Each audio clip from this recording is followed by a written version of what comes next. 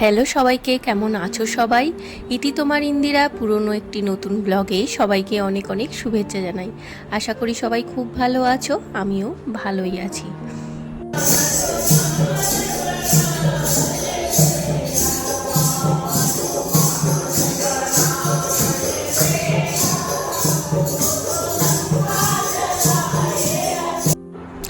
আজ শ্রাবণ মাসের 1 তারিখ, তাই মহাদেবের একটু দর্শন করে নিলাম।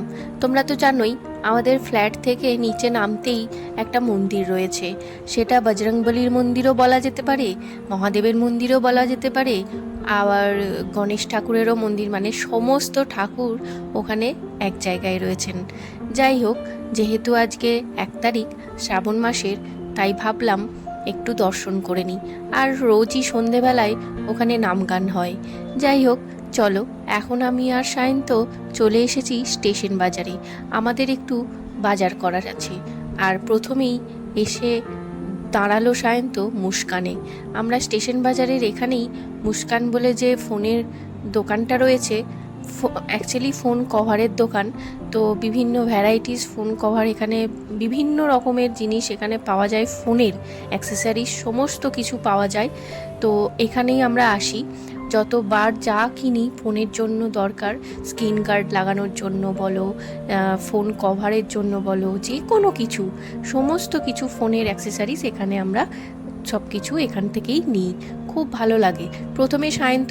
প্রথমে যে দেখছিল সেটা সায়ন্তর জন্যই, একটু ফ্লিপ কভার নিতে চাইছিল ওর ফোনের জন্য, কিন্তু পেলো না। আর তারপরেই ও বলল, তুমি যদি কিছু কভার দেখতে চাও তো দেখতে পারো। তো দেখলাম একটা পছন্দ হয়েছিল, বাকিগুলো পছন্দ হলো না। তো একটা পছন্দ যেটা হয়েছিল সেটা আবার ঠিকঠাক হচ্ছিল না, সুইচের একটু প্রবলেম হচ্ছিল, তাই জন্য আর দুজনের মধ্যে কেউই নিলাম না। যাই হোক, তারপরে বাজারে এসে বাজার করে নিলাম। বাজার তো অল্পই করেছি, খুব একটা বেশি বাজার হয়নি, কারণ সেরকম বাজার আজকে করার মতো মনও নেই, কারণ মামনি নেই।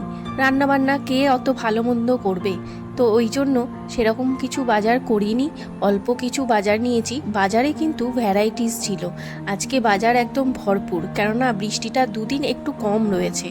যাই হোক, তারপর তো বাড়ি চলে এলাম, আর বাড়ি এসেই ঝটপট করে ডিনার প্রস্তুত করতে লেগেছি।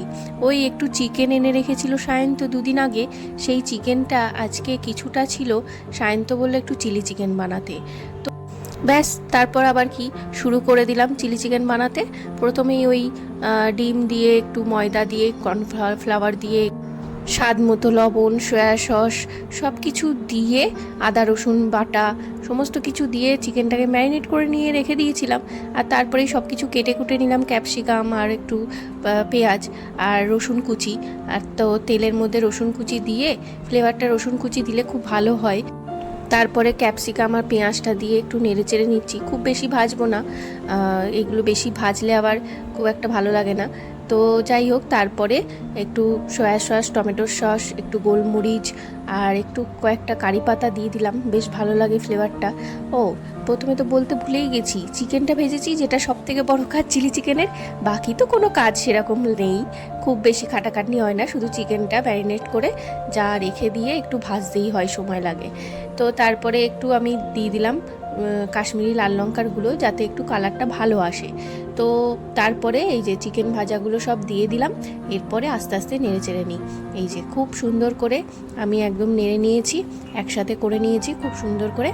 আর এখন এই মুহূর্তে আমি জল দিচ্ছি না, কারণ সায়ন্ত একটু ড্রাই খেতে চেয়েছে, তো ড্রাই বানালাম। তো তোমাদের কেমন লাগলো আজকের ব্লগটা অবশ্যই জানিও, ডিনারটা কেমন লাগলো সেটাও অবশ্যই জানিও, আর কারা কারা চিলি চিকেন খেতে ভালোবাসো সেটাও জানিও।